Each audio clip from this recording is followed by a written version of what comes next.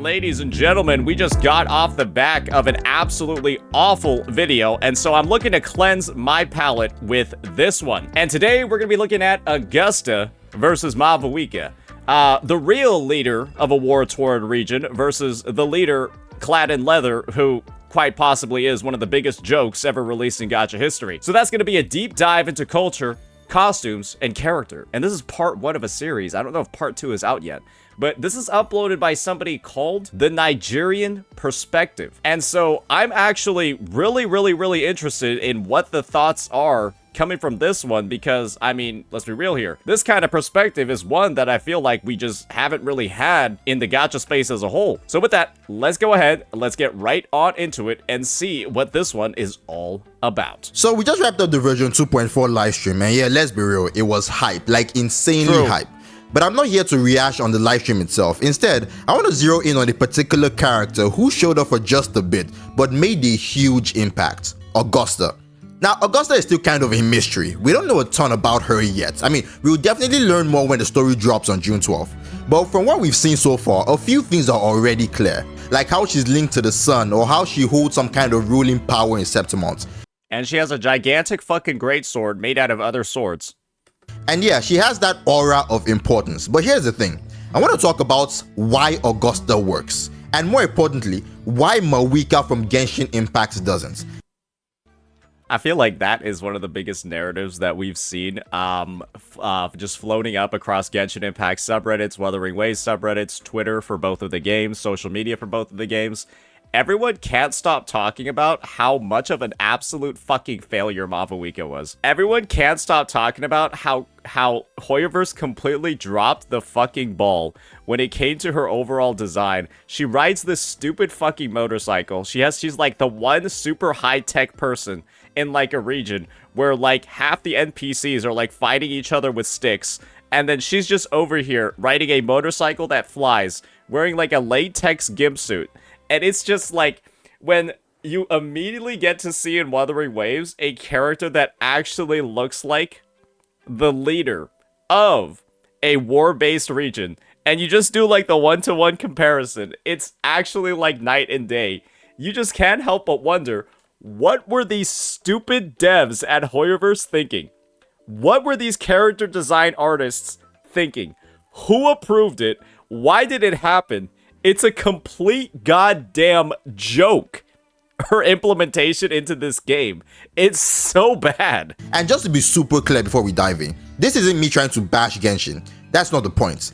Well, it's gonna happen anyways. All you need to do is state facts about this fucking unit, and it'll come off as an attack, because she's so stupid it's unbelievable. This is more of a comparison to show how Augusta, even with barely any screen time, already feels like a better version of Mavuika. That's gonna come off as an attack. What are you even saying, dog?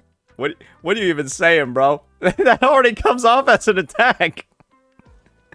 She literally did more with 1% of the screen time. And the internet seems to agree. So if you enjoy this kind of content, hit the like button, subscribe, and don't forget to turn the notification bell so you don't miss out on any of my future videos. Let's see how many subs you got from one vid. Around 500? Hey, I'm already one of them, bucko. I already pre-liked it as well. Damn, he got about 500 in one video. This one must have popped off. Alright, let's dive in. So here's the thing. Both Genshin Impact and Wuthering Waves do this one really cool thing. They build up their worlds around real-life cultures. Like, we all know this, right? Mondstadt is based on Germany, Leroy is inspired by China, Inazuma pulls from Japan, and it just keeps on going. Each region is grounded in some real-world counterparts. Same deal with Wuthering Waves. Hongjiang clearly has Chinese roots, and Renacita feels very European. And it's not just surface level stuff either. These cultural influences show up everywhere. In the way people dress, talk, think, and even how their societies function. It's deep. I think that he's hitting the nail right on the head over here. And probably the part that he's going to get into is the massive amount of cultural disconnect that Natlan as a whole provided, where you have characters like this, right, who really do fit in with the whole, like, is it like Mesopotamian, Aztec, that sort of aesthetic, and then you have, yeah, leather biker lady. So when comparing Augusta and Mavuika, we can't just look at their vibe, we have to consider 3 big things. First, location. Where are they from? What's their culture like? What are their habits, their customs, and the things that we've actually seen them do? Second, clothing. Because in games like these, immersion is everything. And what someone wears tells you a lot about where they come from and what their world feels like. And third, accents. A person's voice, how they talk, the rhythm, the pronunciation, it's loaded with history. Accents tell you where someone's from, what they've lived through, and how they think. It's a subtle but powerful way of building a character. So yeah, these are the 3 pillars we're going to use to break this down. So I completely forgot that Mavuika's character trailer was her doing like a fucking rock song. I don't think the song itself is bad, but like the fact that she did that for her character trailer is one of the stupidest fucking things I've ever seen. So let's start with the first one, location. Now, with regards to Mavuika, we have Natlan. And like I mentioned earlier, both Genshin and Wuthering Waves pull heavily from real-world cultures. So the first question we need to ask is, what real-world culture is Natlan based on? Just a quick search, and it's pretty clear that Natlan draws inspiration from indigenous cultures of pre-Columbian Latin America. So think of the Aztecs or the Mayans. Yeah, okay, I hit the nail on the head. And also from West African cultures, basically my culture. And honestly, you can feel that when you're in Natlan. I've said it before in another video, but when it comes to the feel, Genshin absolutely cooked with Natlan. I mean, they nailed it. Unlike other regions that feel like fortified cities or massive empires, Natlan feels intimate, like a nation of villages. You see tight-knit communities, people who all know each other, who protect their homes, their culture, their way of life. There is a warmth and depth there that really sets it apart. Genshin did a great job with how Natlan is depicted. But before we dive into how Natlan... Dude, now that I'm reviewing this trailer, she looks so stupid, it's unbelievable. Like, she looks so out of place, it's crazy. connects to Mavuika, let's shift gears and talk about Septimont, Augusta's home. Now, it's pretty clear that Septimont is heavily inspired by Roman culture, and you can see it in the massive structures, the colosseums, the emphasis on warriors and battles, and just the general grandeur. It had this ancient mythology vibe, the kind of stuff you only read in old stories. And honestly, just like Genshin nailed Natlan, Wuthering Waves really seems to have nailed Septimont. From what we saw in the livestream, they managed to capture both the classical Roman essence and merge it with the darker, more mysterious tone that Wuthering Waves is known for. As we all know, the world of Wuthering Waves is gloomy and is corrupted and is filled with tension and decay. But somehow, Septimont still fits right in. It doesn't feel out of place, it feels like part of that Wuthering Waves world, but also something ancient and powerful at the same time. So yeah, location-wise, both games crushed it with where these 2 women come from. True. Yeah, I think the part that really... Septimont really seems like a nice blend of, like, the liveliness, where you can see, like, some very pretty, colorful regions like this. Then they have, like, the multiple, like, graveyards and, like, the tombs, right? They got, like, the whole, like, dragon thing going on, like, the whole spirits crowding around the sword, that sort of stuff. Definitely a nice little blend from the region previews that we've had. Now let's go a bit deeper. How do these locations show up in the way the characters dress? Alright, when it comes to people of African or Mesoamerican cultures, one thing is always clear. They are deeply cultural. It's not just in the way they talk, it shows a lot in the way they dress. I mean, even among each other, you can tell the difference. Like in West Africa, if you say Yoruba king, you know, yes, he's Yoruba. The same thing with an Igbo king, you can instantly tell. Just from their clothes, the accessories, the style, that kind of visual identity is a huge deal. So naturally, you'd expect Genshin to lean into that, right? You think that the ruler of a nation like Natlan, this tight-knit, community-based, deeply cultural region, would be someone whose outfits reflect all of that. You'd hope. And this is the thing, I'm pretty sure they had, like, stills or, like, flashbacks to when Mavuika was actually wearing an outfit that didn't look retarded. I think that there are, like, she was wearing, like, some sort of, like, white dress or something like that. There's definitely, like, photos that I've seen of her, like, actually wearing a decent outfit where she, like, looked actually, like, pretty good. I don't think it was the concept art. I feel like it was, like, an old trailer. It was in an animation. And then, like, you go to the present day and you're just like, what in the fuck even is this, bro? Someone who looks like they carry the weight of tradition and history. But this is where Genshin really fumbles the ball with Mavuika. I mean, let's be real. The ruler of this vibrant village-based nation dresses like she's in a motorbike gang. Like, you've all seen her. I don't even need to describe it. You already know. The leather, the boots, the glasses, and of course, that massive bike next to her. It's a cool design, don't get me wrong, but it doesn't just make sense for Natlan. It feels so disconnected. And she's a ZZZ character. Let's just say how it is. She is a Zenless Zone Zero character. Lemons. Oh yeah. Oh, here we go. Yeah, where'd this thing go?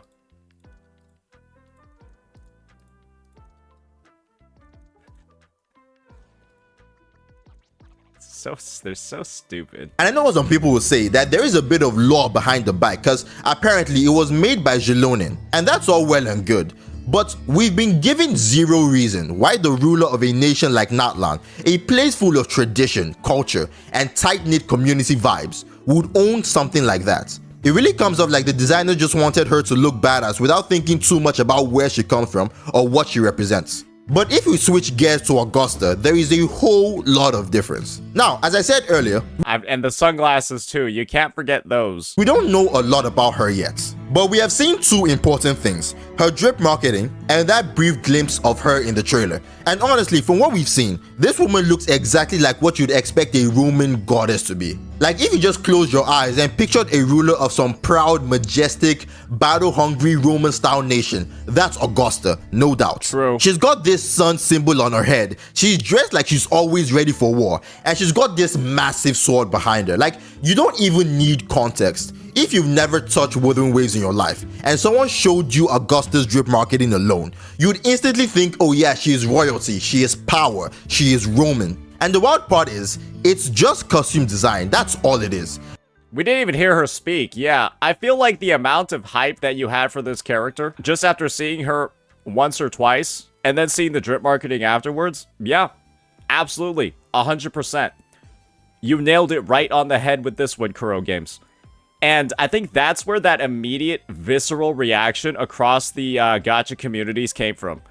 Where, yeah, I know she spoke in the trailer, but I'm saying that, like, her basically being exposed to the community for about 5 to 10 seconds total, probably even less, and then just having her drip marketing come out, immediately, the visceral reaction across the community was just, this is what Mavuika should have been. This character makes Mavuika look like shit. Mavuika is a complete fucking ridiculous, dumb little joke compared to Augusta. And it's absurd, right? That the game, the company that makes less money is continually pumping out better products with a lower budget. What are these idiots at Hoyoverse doing? What are these idiots on the Genshin development team doing? Do they just not care anymore? And that is the question that every single Hoyo player has to start asking themselves after they see the designs coming out of Wuthering Waves. Why are the Genshin devs so clueless and so lazy?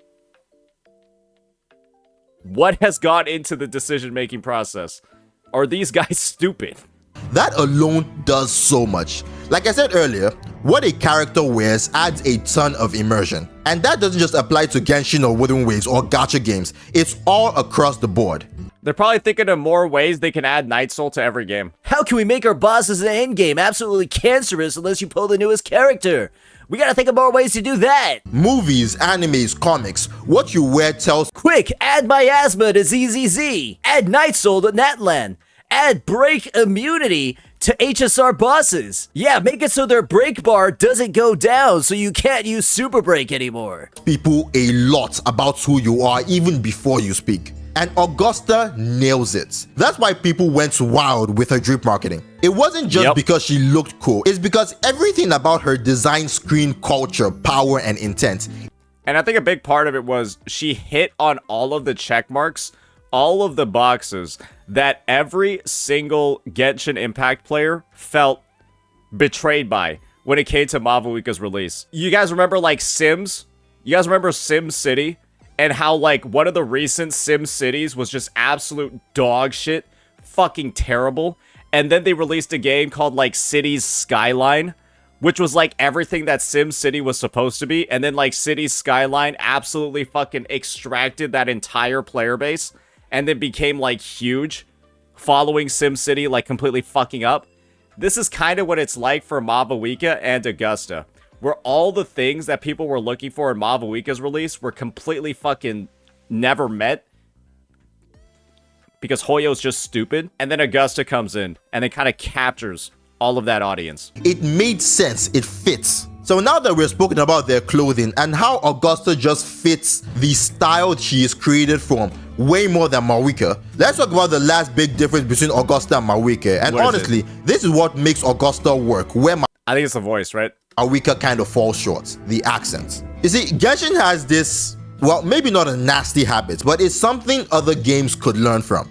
Every character from every culture, every region, no matter where they're from, they all speak American English. I honestly don't think there is a single Genshin character who speaks anything with other accents. And to be fair, if Wooden Waves didn't exist, I probably wouldn't have minded so much. I would have just thought, okay, this is probably how gacha games are generally.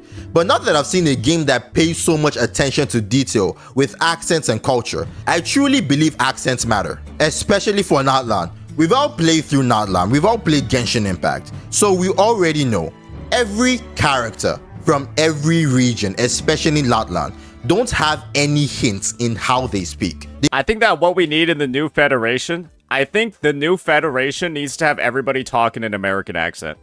If they don't, I feel like it's gonna be a little bit weird if everybody in the new Federation sounds like they're from like Raguna or Ridacita. I do think they need to do it. They all just speak American English, and this also applies to Mavuika. Now, I mean, they all need to talk like Calcaro, right? Like Calcaro and Mortefi are from the new Federation. like I said, this is a corner that Genshin kind of backed themselves into, but it's worth talking about because it's a real learning point for Hoyoverse. If they care about their story, if they want us to actually feel immersed and invested, they can make these small changes that would go a long way. Because if you're switching gears to Augusta, I don't even need to say much here, just watch this video.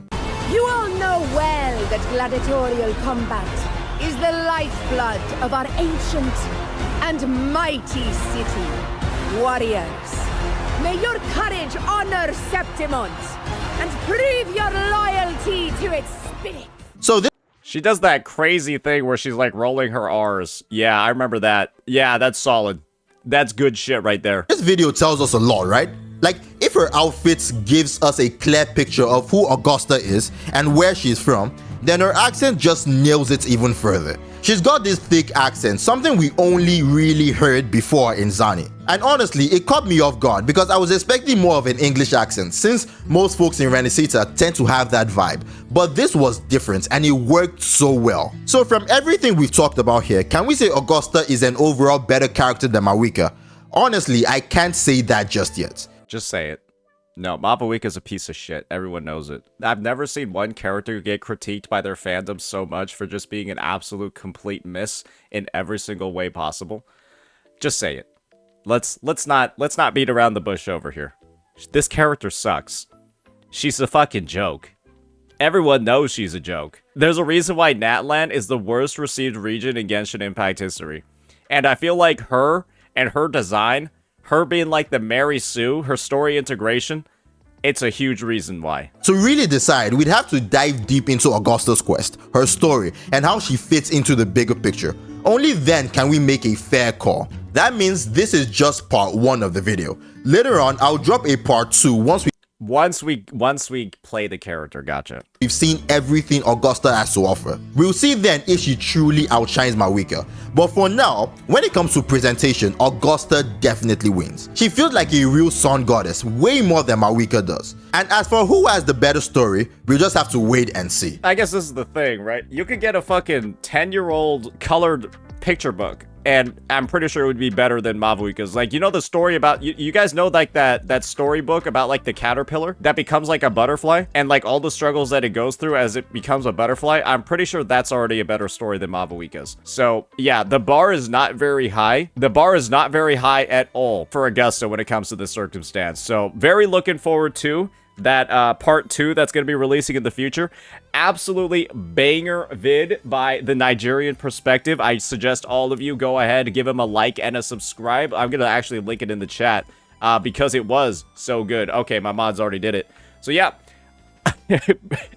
Worse than the very hungry caterpillar. Yeah, that's Mavuika.